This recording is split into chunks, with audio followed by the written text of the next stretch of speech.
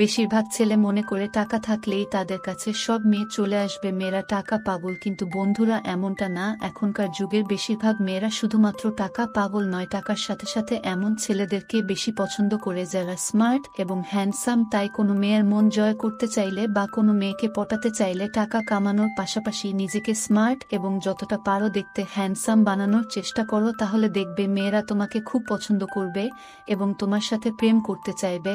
আর শুধুমাত্র যদি টাকা টাকা করো আর নিজেকে যদি সুন্দর স্মার্ট না বানাও, তাহলে মেয়েরা তোমাকে খুব একটা পছন্দ করবে না। শুধুমাত্র সেই সব মেয়েরাই তোমাকে পছন্দ করবে যারা টাকা পাগল।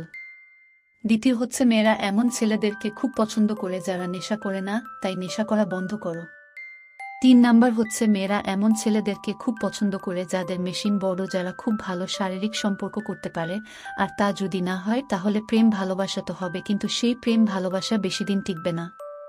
4 নাম্বার হচ্ছে, সেই সব ছেলেদেরকে মেয়েরা খুব পছন্দ করে যারা হাসাতে পারে, যারা কথায় কথায় মজা করতে পারে। যেসব ছেলেরা খুব গম্ভীর বা নিজে হাসতেও জানে না আর অন্যকে হাসাতেও জানে না, তাদের মেয়েরা খুব একটা পছন্দ করে না।